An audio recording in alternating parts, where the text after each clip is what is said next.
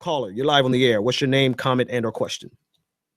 Hey, this is James. I think one thing that's bugging me about this conversation is that you seem to be kind of equating being convicted by public opinion and being convicted by the legal system.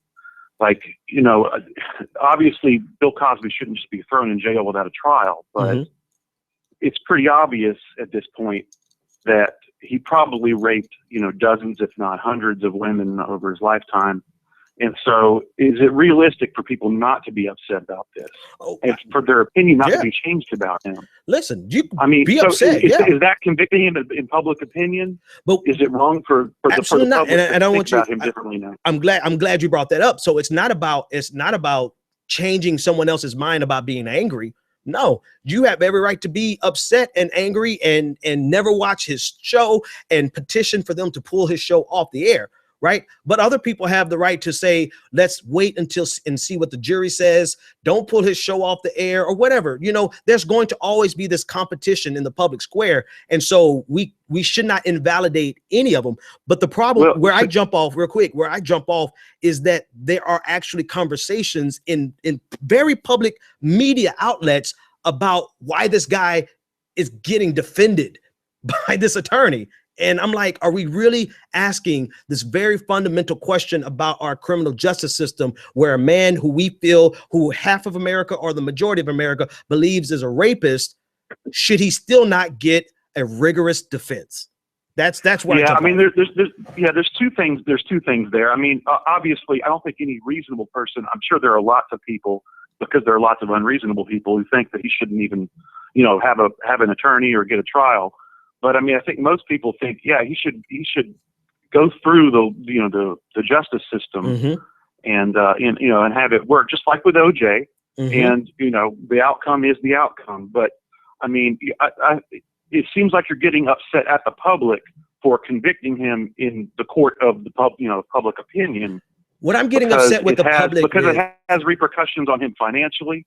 Yeah, I don't. You know, listen. Whatever happens to him financially, like I kind of the same thing with Donald Sterling. I'm like, whatever. You know, I think the principle, the fundamental underlying principle, is what worries me. I don't really care about. You know, I already downloaded all the seasons of Cosby Show. I don't care if they ever take it off the air. That's fine. If he loses all his money, like his wife said, I didn't see the context, but a soundbite from her said that he deserves all the hell he's going through. Right. I don't really care about that so much as the principles that we operate under.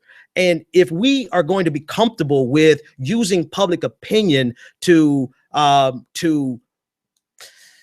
bend the wheels of justice in our favor, or to use it to be do you feel like that's happening in this case?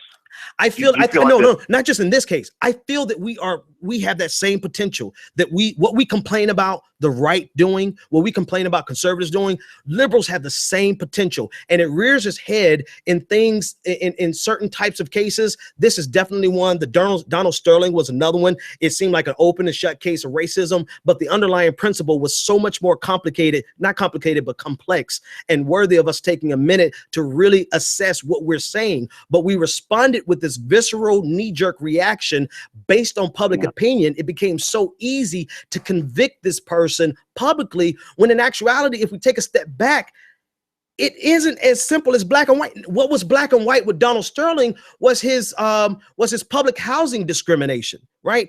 Yeah. But when it was time to use public opinion to fix that, nobody said a damn word. But because he says something racist in the privacy of his home, that's an easy, clean cut case. Everybody, he's a racist. And I think it's being disingenuous to actually changing our system. I don't care. That's the wrong word. I'm not concerned with persuading people whether or not they should be angry with. You be angry with whoever you want to be angry. I guess that's what I'm asking though. Is like, what are the repercussions of, a conviction in the court of public opinion? Because it's not the same as a conviction in, the justice system. Well, the ramifications is that we have this sense of satisfaction that should not be. We should not be satisfied until every person gets a rigorous defense like O.J. Simpson. Let's not be satisfied because we got O.J. Simpson. We should not be satisfied until people like Donald Sterling are not able to commit acts of public housing not public housing, but housing discrimination, instead of being satisfied because we got him publicly and that he lost his team. I think you're not upset that there's something unfair happening to Bill Cosby because he's been convicted in the court of public opinion.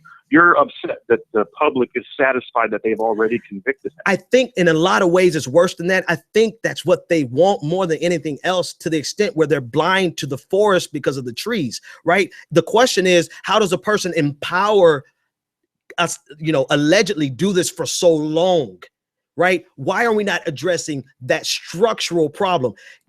You know what? He may get off, and there's going to be a lot of people publicly pissed off and outraged because he got off, and then they're going to turn their outrage to the next thing, right? But we are not addressing the structural issues that are underneath, because we are satisfied. There is a vein of id. I think it's our base nature. We want to get justice instead of fixing the system that is unjust. I think and I appreciate your call, because you actually helped me flush it out a little bit better for the audience. I really can care less about Bill Cosby as an individual. I very much so care about the process that any criminal goes through, because just as easily as we could use public opinion to move this case, they did the same thing with Michael Brown. That's what I think people don't realize. Michael Brown, they used the video that they released on that Friday of Michael Brown strong arming that store to convict Michael Brown in the court of public opinion. And because he was convicted in the court of public opinion, it became impossible to even indict Darren Wilson. And the principle to me is, if we are going to turn around and do the same exact thing, then we are further empowering a system against which we are always going to be victims. So we're making the system worse. In the case of Michael Brown, that was a clear-cut case of the court of public opinion swaying the actual legal justice system. Mm-hmm. And it's not, it's a clear case. This one is not. I hear you there. This one may not be as clear cut, but I will say this: it has the same width. It's the same public. They're satisfied with this preliminary, and you know what? You might not even get a conviction out of this, right? And then it just keeps going on with the next guy, right? It keeps going. We put our anger and our frustration in, we're too vested. And I think sometimes we need to cut the TV off and stop watching these trials and say, at least we got them to trial. Let's move on. What's the next one? Who's not going to trial?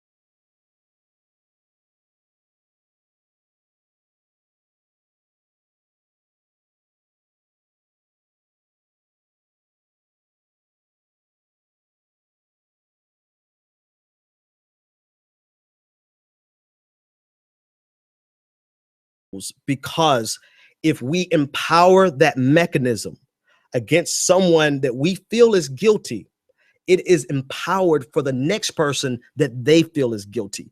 And that's what I think people don't really realize, that by using public opinion to convict people before a trial is a very, very powerful thing that can help your case, but then it can also backfire on you for the next case. So I think we need to tread very carefully with using the court of public opinion to exact justice, because it has been used against us so many times. But I do appreciate the call. I agree with you. I appreciate the call. Okay.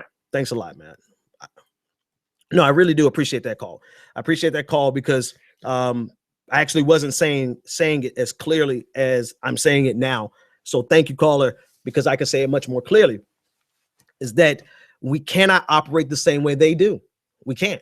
We can't. And if we use public opinion to our advantage to get somebody, then it can be used against us. And it has been used against us much more effectively because they're better at media than we are. They are, period. Fox News can convict somebody tomorrow and they'll never go to trial. All right, folks.